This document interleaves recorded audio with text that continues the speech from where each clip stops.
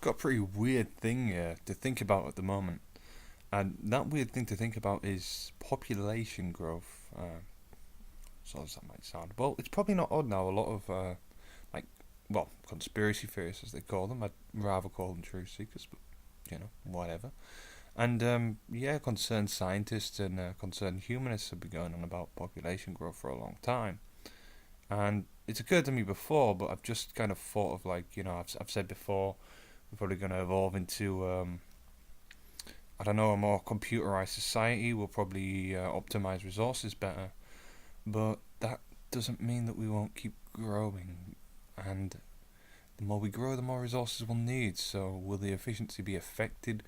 How will global climate change be affected? What's going to happen? Are these people going to die, or are they going to continue to live on? Are we going to continue to keep breeding and slowly growing our population? Because I think the projection now is something like 11.2 billion people by, I think it's 2050.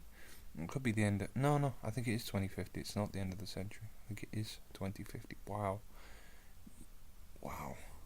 that'd be a lot of people.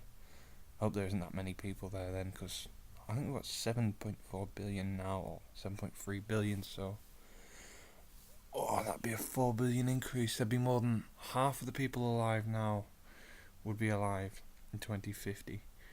And yeah, it'd be a big problem, not just because we'll have a lot of people alive using more resources. It'd be a big problem because there might be quite useless people.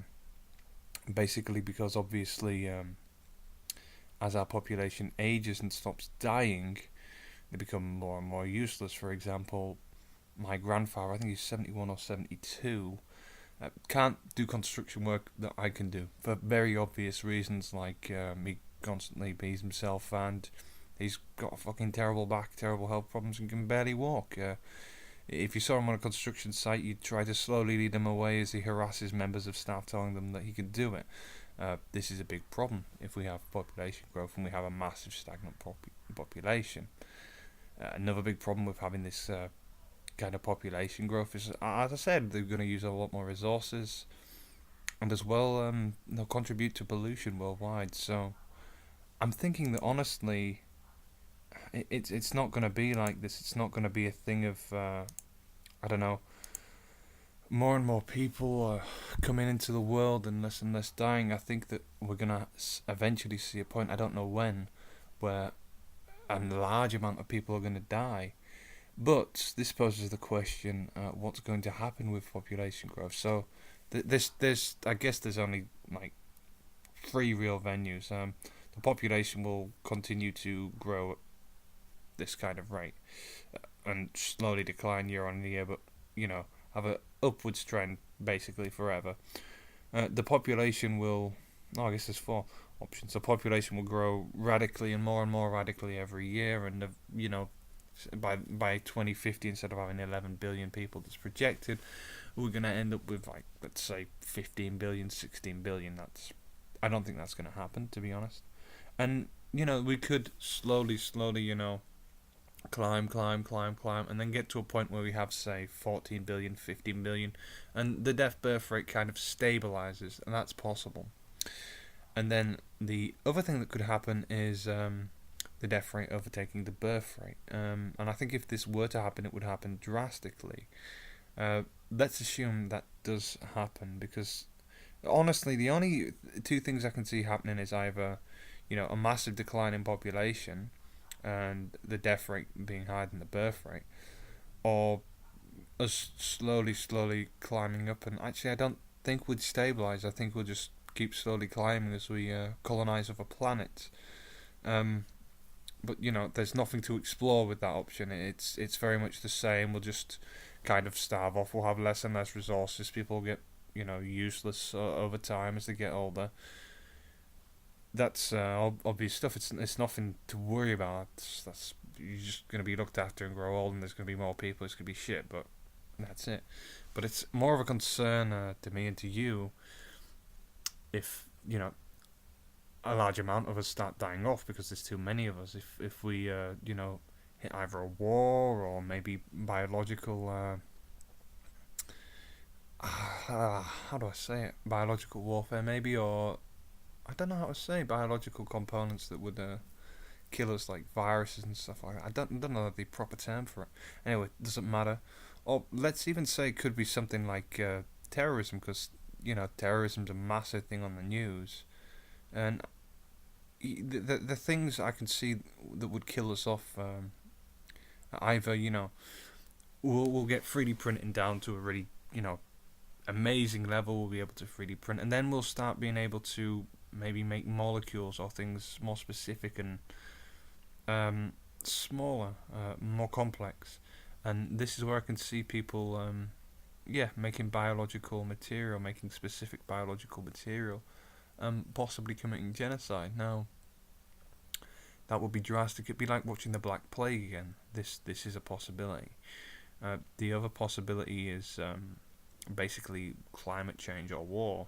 Now, climate change and just change in the world generally, like more pollution, for example, will lead to people dying earlier and dying more easily, probably an increased rate of cancer and other things as our body struggles more to fight against the natural world. Shortage of food would contribute to this. Shortages of water would probably cause people to flee large areas. Like, let's think of Syria, okay? So a lot of people are fleeing there because there's a war. A lot of people are fleeing the Middle East in general because of wars in the Middle East.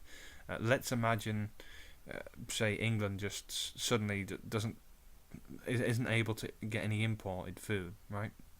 And then suddenly half or maybe 70% of all the arable land in England is just destroyed immediately.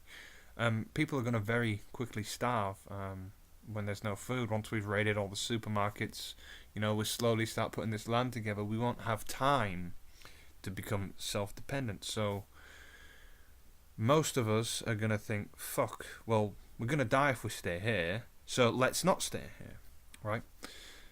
So I can see, massive, like, worldwide migrations happening if,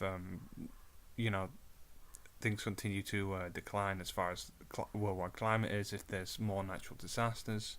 I could see this happening in India, for example, possibly Africa as well. I don't know much about Europe. I think actually Russia will probably be okay because it's got quite a lot of good land. I don't know about North America. A lot of places in the desert as well, like Las Vegas, for example. It's not a smart place to build a city, but that's not important. But yeah, this kind of thing could be our future.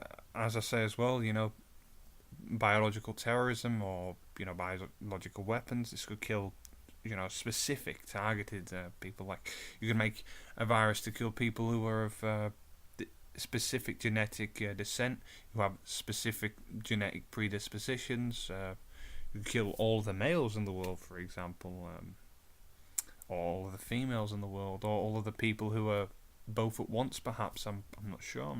All the hermaphrodites.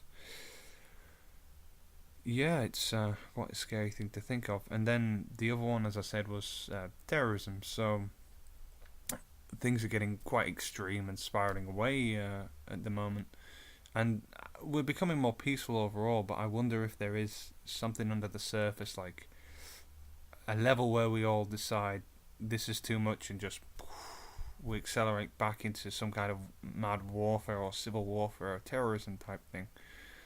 If this happens many years in the future, when we have 3D printing and higher access to chemicals and, like I said, more complex machines to make specifically designed chemicals, and we have more access for information, we also have more potential to cause harm. So, for example, what I'm trying to express here is, for example, when human beings first came into being, say there was like 1 million of us or something, and it's a small community, let's say, for example, with 20 people in it, and one guy decides he's going to stab or club to death the rest of them. His capacity to kill people, because let's say the next tribe over is 100 miles away or even 50 miles away, is very limited, because he's only got a certain amount of people to kill, and he's only got a frigging knife or a club to kill them with. So the chances are that probably the 23 of them will probably kill him unless he really, really plans it out, which is possible, but he probably won't. However, this 20 something people isn't a large, amount of this million people. Whereas today, it would be possible, for example, to, I don't know, probably assemble a nuclear warhead and kill a lot of people. I mean, I've said this before and I'll say it again, and it rang true when all that stuff happened in Belgium. Airport security is a farce. I hate airport security because I know I'm going through there and I'm just wasting my time, really, for people who just stop people smuggling drugs and very obviously concealed weapons. If someone really wants to go into an airport and damage, an airport or cause a terrorist attack, it's not really worth hijacking a plane. Let's say, like 9/11. I mean, why couldn't they have just planted bombs outside of the building? That's what they said happened anyway. I don't know, but regardless, I mean, they weren't actually the smartest criminals in the world to have done what they did. And yeah, it's the same thing as well in an airport. I mean, I can get a knife or whatever and do that, but if you really wanted to do some damage in an airport with, say, like a large automatic weapon, you're not going to sit behind the fucking scanners and wait for the security to take it off. You're just going to fucking run in and shoot people. And, that's an obvious thing.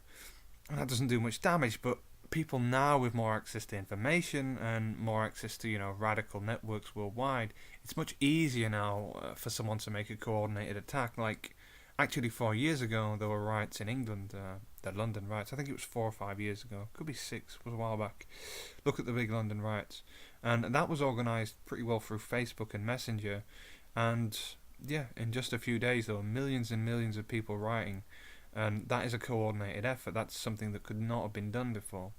But if you could imagine a large terror network, with explosives or chemical weapons, if they could get 100,000 people worldwide behind them, and they carried out, large terror attacks, they could have a very significant effect on the population. Just one group in the world could probably kill most of the rest of the world off. It's why I don't understand this whole fear of Muslims. I think it's something like 20% or 10% of the world is Muslim. I feel as though if they were really hell-bent on taking over the world and killing every single other person around them, they'd probably have already taken over the world by now if that was their only goal in life. So I really don't understand this fear of Muslims, to be honest. It just doesn't really make sense to me. But anyway, that's not a part of this. Basically, what I'm saying is, consider what could happen in the future, because, some bad things could happen. Another option I just thought of now is, so say, we get all these machines and this technology. Now, my presumption is that we'll probably get universal basic income, or, some, like, supplemented way of us continuing our lives, a little bit of supplementation from our government, a bit of money on the plate to keep us just barely alive. Because, machines will probably take over the world and we won't be needed. They won't need our labour anymore. We'll just kind of be entertainment puppets living boring kind of lives, but enjoying it because we'll have crazy computers and virtual reality. But say we don't get that worldwide, well, what's going to happen is quite obvious. A lot of people are just going to die because they won't be able to afford to eat. Crime rates will grow through the roof because large amounts of populations will be broke, massive rioting throughout the world, all kinds of splinter groups. So this could happen with the rise of technology as well. Yeah, there are a lot of things that could happen, but I have hope that as long as people stick together and try to be rational about things, that we'll get through whatever happens.